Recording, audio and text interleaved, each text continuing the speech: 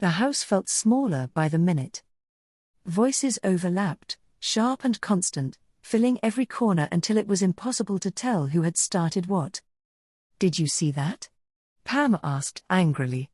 "They're sitting there in short sleeves, stuffing their faces and laughing at us while we freeze our asses off." "What I don't understand is how they seem so prepared," Peter said with a frown.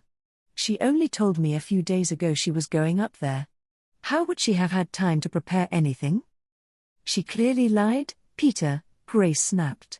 "She and that maid must have planned it long before Mira told you about her little trip. She wanted to spend time with that woman instead of her husband and his family." "That doesn't make sense, Mom. Why would she do that?" Peter asked, though the question felt weak even as he asked it. Brad let out a laugh. "Did you see the maid?" he asked with a smirk. "Who wouldn't want to be locked in a cabin with her?" Pam turned toward him with a sharp look. "Is that right?" "Mira doesn't swing that way," Peter said dismissively, though he couldn't deny that Lauren looked far better than he remembered. "Besides, she wouldn't cheat on me." "Why not?" "You're cheating on her," Brad pointed out dryly. "You're not helping, Brad," Grace said sharply. "Enough," Peter said, rubbing his temple. "None of this is helping. We need to go up to that cabin and force your wife to let us in," Frank said firmly, and the others voiced their agreement. "Exactly. Why should they get to live comfortably while we starve?" Vanessa added. "There are 3 reasons we can't do that," Peter said, his tone tightening. "First, even if the road is plowed, your cars are buried up to the tires. You won't be able to move them, even if they start. Second, my car is in the garage, and with your cars blocking the driveway, I can't get it out. Third, we have no idea where that cabin even is. For all we know, they aren't even in this state." Frank frowned. "Why don't you know where your wife is?" "She's a grown woman," Peter replied. "She said she was going away to write. Why would I interrogate her?" "Because you're her husband," Frank said, as if it were obvious. "Dad, you're only in your early 60s. Why are you acting like it's the 1800s? He sighed. "Forget it. We aren't that bad off yet. Still, I'm going to one of the distribution points to pick up some food." "How?" Pam asked. "You just said we can't thrive." "It's called walking, Pam," Peter replied. "I'm sure you've heard of it.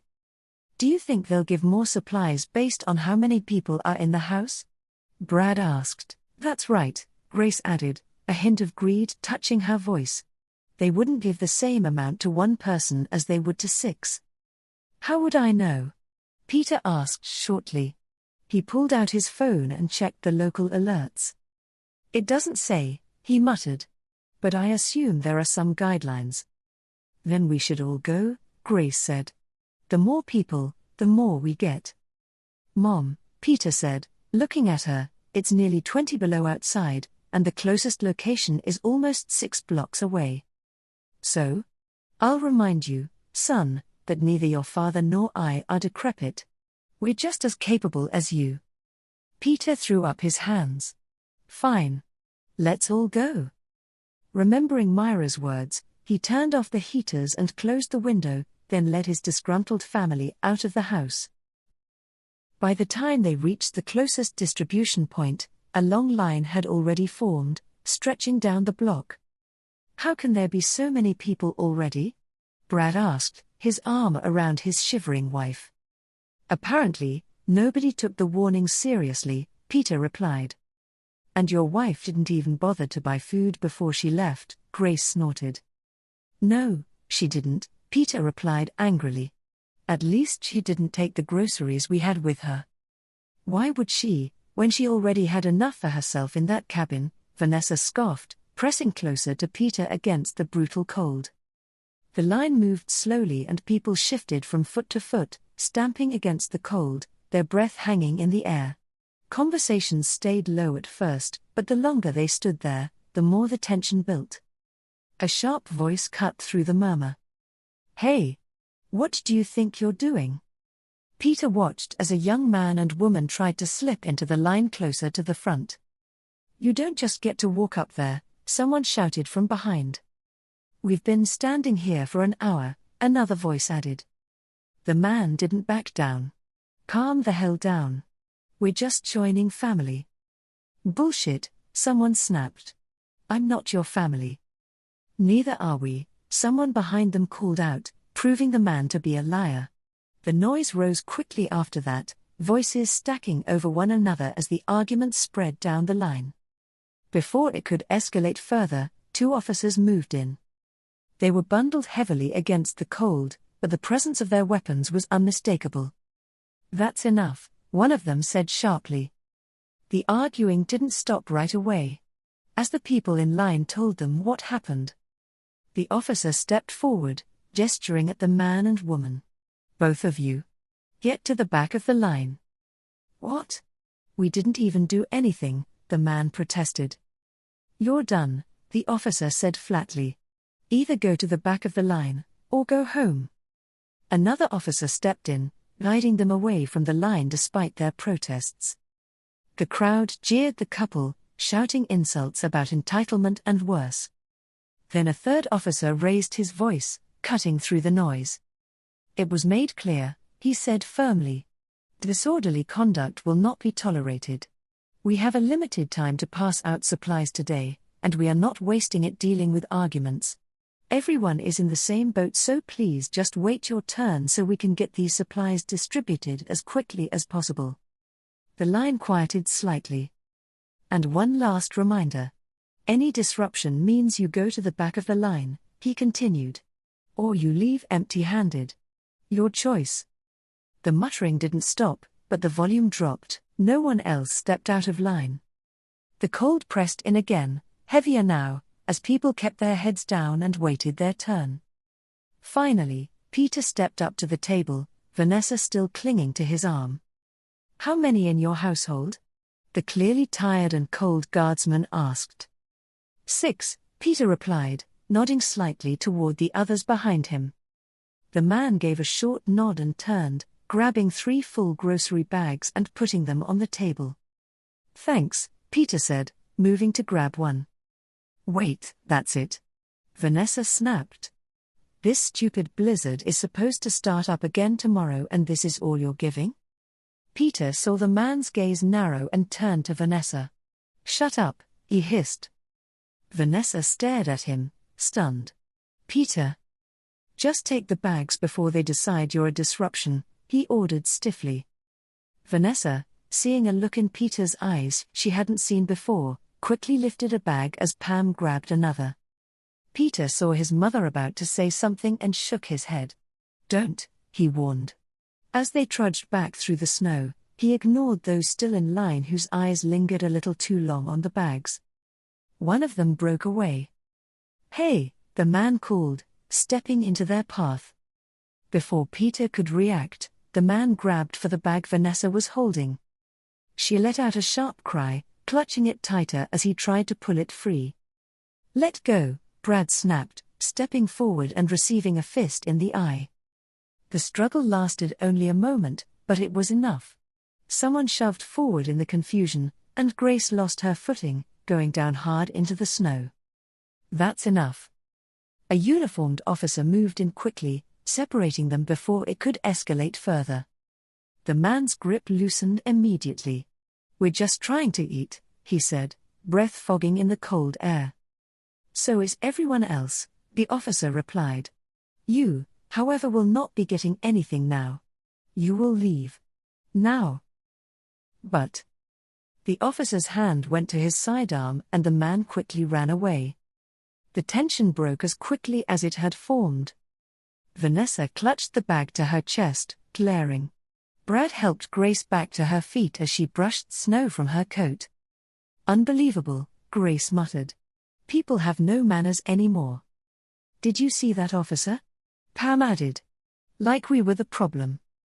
And for what? Vanessa snapped. 3 bags of garbage. We should have gotten more, Brad said, holding his throbbing eye. The complaints continued as they walked, one voice feeding into another. Peter said nothing. As they made their way through the snow, He found himself wondering how he had never realized how exhausting his family and Vanessa could be. It suddenly occurred to him that it was because of Mira. When she had been around, they had spent their time complaining to his wife, leaving him free to text Vanessa and tune them out. Now, nothing was going as he had imagined, and he couldn't help but blame Mira. As predicted, the storm returned the following day with a vengeance, erasing the brief calm as if it had never happened. The snow started slowly, but within 2 hours it was coming down in thick, heavy flakes, the wind increasing considerably. For the first day after it picked up, Lauren and Mira kept the generator running, pushing the heat almost to the point of being unbearable, knowing that once they turned it off, the temperature inside would drop quickly. They had taken time to check in on Peter, finding a bit of amusement as the once-bonded family squabbled over everything from the bland food they received from the National Guard to sleeping arrangements, only uniting to blame Mira and Lauren for their current situation. The power had remained on, so while Peter inventoried the pantry, including their new supplies, Grace and the others tried to come up with meals they could stretch, while Frank complained about being hungry. It had been entertaining for a while, but eventually Mira returned to her book while Lauren worked on a puzzle or read. On the day they turned off the generator, Mira moved her laptop back to the kitchen counter, partly because the office would soon grow cold, and also, if she were honest, because it felt less lonely. Their routine settled into something repetitive, but neither of them found it dull. The quiet presence of the other had become comforting. "How's the book coming?" Lauren asked, setting her book aside. Slowly, Mira sighed. Just then, her stomach reminded her she hadn't eaten since the sandwich she'd had earlier. Lauren's lips twitched, clearly preparing to say something. "If you want to eat, I'd advise against your saying whatever you plan to say," Mira warned, her face heating slightly. "I wouldn't think of it," Lauren replied innocently, before immediately breaking into laughter. Mira tried to hold her annoyance, but it didn't last. She let out a small laugh of her own. "Fine. I'm starving. Do you want dinner?" "Sure. Burgers?" "Okay." Mira turned on the camp stove and pulled 2 patties from the fridge while Lauren grabbed the buns and chips. They ate at the counter, the quiet between them easy, broken only by the occasional comment or shared look. By the time they finished eating, the cold had started creeping back into the farther rooms again. Without discussion, they moved the mattress back in front of the wood stove, settling into the space that now felt like the center of the cabin. Lauren set a pot on the wood stove, shaking popcorn into it while Mira prepared 2 mugs of hot tea. A short while later, wrapped in blankets, they settled in together and pulled up another downloaded video, pretending it was just an ordinary night. "Damn it." Lauren looked up from her book, eyebrows lifting as she saw Mira glaring at her computer. "Did your laptop get smart with you?" she asked. "What?" Mira blinked, then remembered she wasn't alone and looked over to find Lauren watching her with an amused grin. "You look like you want to give it a slap." Mira blinked again, then let out a small laugh, the tension easing. "No. Not today anyway." She exhaled softly. "I'm just stuck." "Stuck? How?" Mira slid off the stool and closed the laptop. "The kind where staring at it isn't going to fix anything," she said, stretching slightly. "I'm going to make some tea. Do you want some?"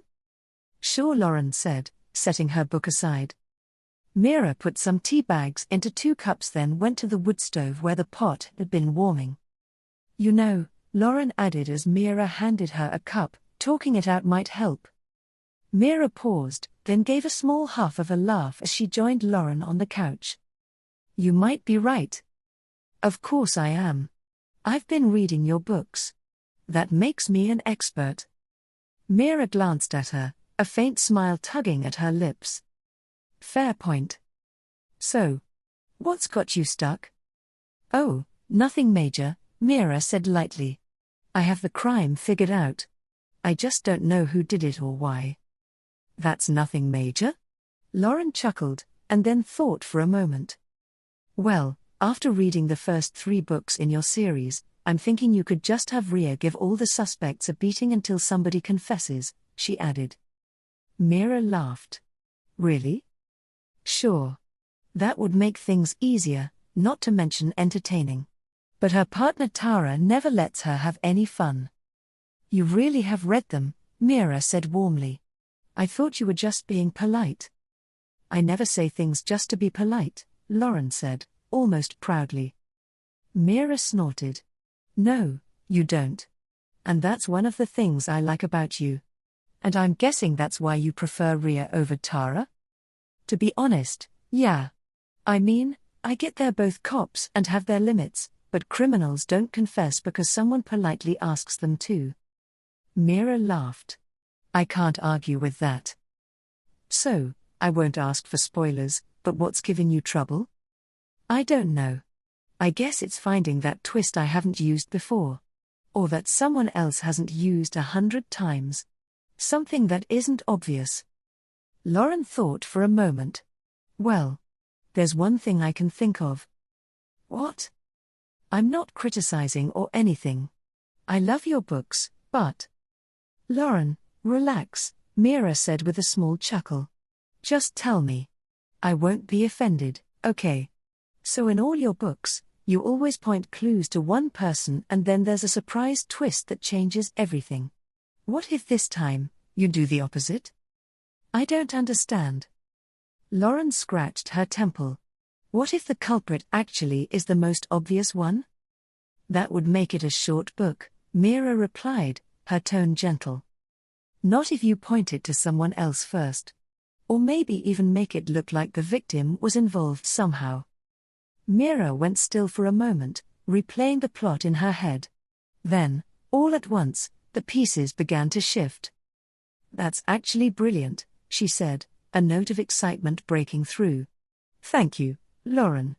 I need to write this down before I forget. She started to rise, but just then a sharp crack echoed through the cabin. Both of them froze. What the hell was that? Lauren asked, getting to her feet. Her gaze snapped to the ceiling, relief flickering across her face when she didn't see a gaping hole. Mira's pulse kicked up, but she forced herself to stay still for a second, listening. The cabin held. No shifting, no splintering. Just the steady howl of the wind outside. That didn't sound like the roof, she said, more to herself than to Lauren. No, but we should check. They moved quickly through the cabin, checking each room and window for any sign of damage. I don't see anything, Mira said with relief, though her voice stayed cautious. Me either, Lauren replied, frowning. It sounded like a tree landing on something. But what? She glanced toward the door, already thinking ahead. Stay here. I'll go take a look outside. Mira shook her head immediately. Absolutely not. It's blowing harder than it was the other day. Mira, I have to. I'm not climbing anything. I just want to make sure a tree didn't hit the roof. I'll be quick. Fine, but you're not going out there alone, she replied firmly. Lauren hesitated, then gave a small, resigned nod. And you call me stubborn, she muttered. Mira grabbed her coat, already moving. They opened the front door and instantly regretted it. Thick snow blasted into them, and the cold was sharper than before the break in the storm. Shit, Lauren muttered, her teeth already starting to chatter. That's one way of putting it, Mira said. Let's go. They pushed their way through the wind and snow, heading toward the forest side of the house, then stopped short. Oh, crap, Lauren swore. A large tree had given way under the weight of the snow and come down across part of the solar array. Mira's breath caught.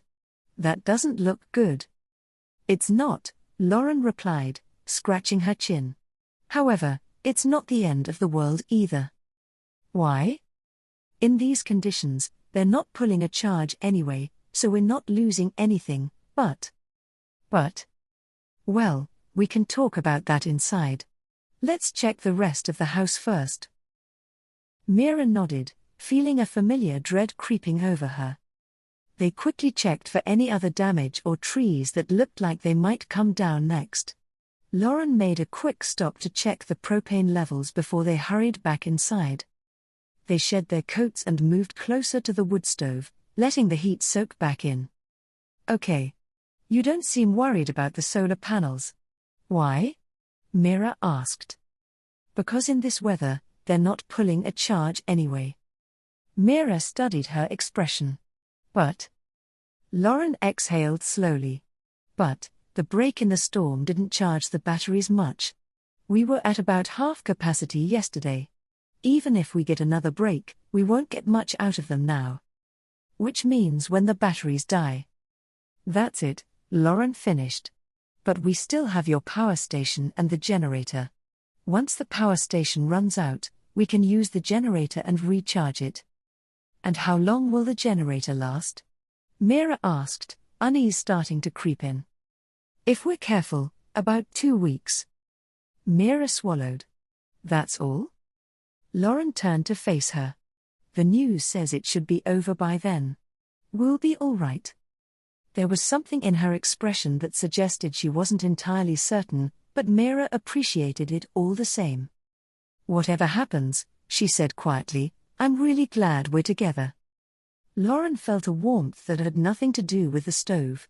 Me too, she replied softly, knowing that if she had been alone, her end would have been no different than it had been before. They returned to the living room, the warmth from the stove following them. For a while, they talked through what they would need to adjust. What could be turned off, what could wait, and what absolutely couldn't. We'll have to be more careful with the generator, Lauren said finally. Stretch it as much as we can. Mira nodded, though her thoughts were already drifting. Lauren noticed and hated to see the hint of fear returning to her face. You should go right, she said. Mira blinked. Now? You said earlier that you had an idea, Lauren replied. No point losing it.